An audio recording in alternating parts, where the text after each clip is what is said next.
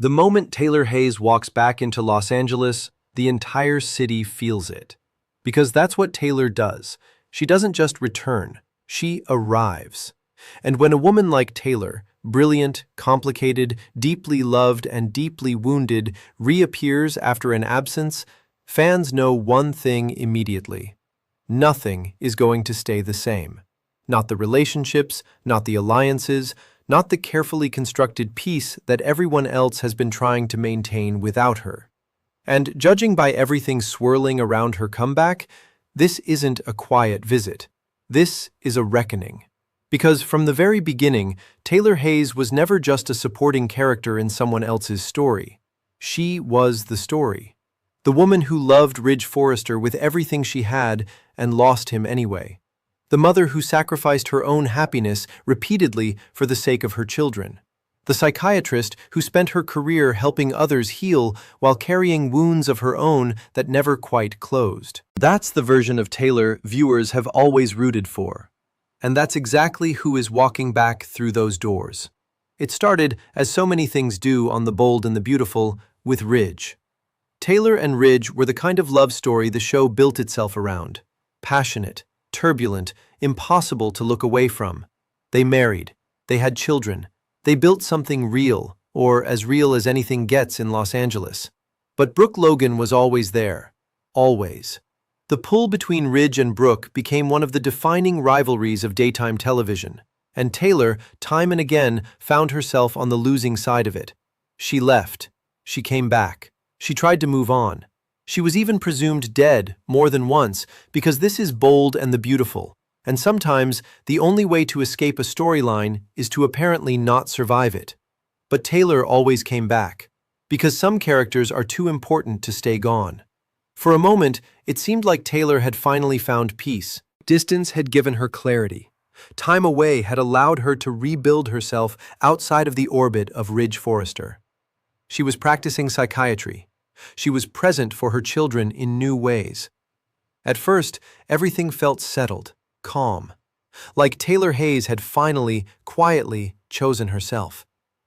But then, the pull of home became too strong, and the circumstances waiting for her in Los Angeles were anything but peaceful. Then the whispers started. Reports began circulating that Taylor's return wasn't spontaneous, that something, or someone, had drawn her back with purpose. And the moment fans heard that, the speculation exploded. Because Taylor doesn't come back without a reason. She never has. Was it Ridge? Again? Was it her children, Steffi and Thomas, navigating crises of their own that needed their mother's steady hand? Or was it something else entirely? Something newer? Something nobody was expecting? The questions multiplied fast. But then came a detail that reframed everything. Because Taylor wasn't just returning as a mother or an ex-wife, she was returning as a woman who had done the work. The deep, difficult, unglamorous work of figuring out who she was when she wasn't defined by a man who couldn't fully choose her. And that version of Taylor? Dangerous, magnetic, completely unpredictable. Suddenly, the dynamic in every room she entered shifted. Brooke felt it immediately. That particular tension that only exists between two women who have loved the same man for decades and understand each other better than either would ever admit. Ridge felt it too. Of course he did. Because Ridge Forrester has never been able to look at Taylor Hayes without feeling the full weight of everything they were to each other. Everything he chose. Everything he lost. And Taylor, for the first time in a long time, wasn't walking in with her heart on her sleeve. She was walking in with her head up, grounded, clear-eyed, unapologetic. That shift, subtle but seismic, changed the equation entirely. And then came another crushing blow to the existing order. Because a composed, unbothered Taylor doesn't just affect her own storylines. She affects everyone around her. Steffi, watching her mother return with new strength, began reconsidering her own choices, her own battles. Thomas, who has always carried a complicated relationship with his parents' history, found himself caught between old loyalties and new realities. And the Forrester family, never exactly a model of stability, began feeling tremors from the inside out. Fractured loyalties, reopened wounds, Conversations that had been avoided for years suddenly becoming unavoidable. Because Taylor's presence has a way of forcing the truth to the surface, whether people are ready for it or not. That's the turning point nobody prepared for. Not just Taylor coming back, but Taylor coming back like this, certain, still, carrying no desperation, no agenda, no performance of happiness, just herself, raw, real, unfinished in the best possible way. And in a show built on theatrics, that quiet kind of power hits harder than any dramatic entrance ever could. It's a difficult thing to watch, honestly, for longtime fans, because viewers have spent years watching Taylor absorb loss after loss with grace, watching her give and give and give while the show kept handing her heartbreak. She deserved better. Fans said it loudly and constantly. And now, watching her return on her own terms, not running toward Ridge, not competing with Brooke, not shrinking herself to fit into whatever space was available, something feels different.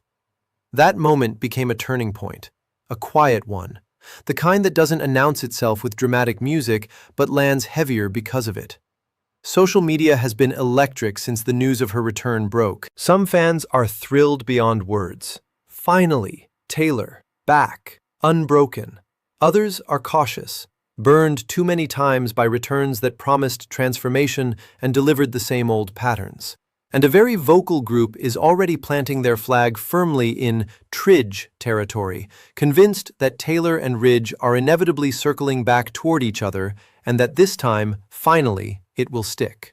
But there's a newer, louder contingent of fans arguing something different entirely.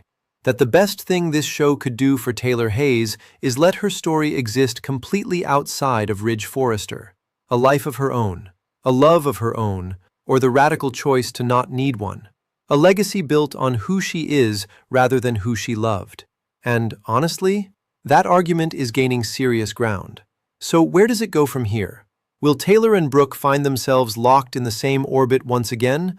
Or has enough time passed for something genuinely new to emerge between them? Can Ridge look at the woman Taylor has become and finally, truly, reckon with what he had and what he chose to walk away from?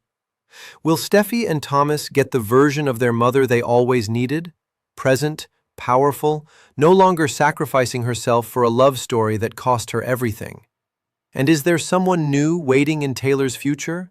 Someone the show hasn't even introduced yet, who might give her the partnership she's always deserved. Because if the writers are paying attention, really paying attention, they'll understand that the most exciting version of Taylor's comeback isn't about the past, it's about what comes next. Taylor Hayes has survived death, repeatedly.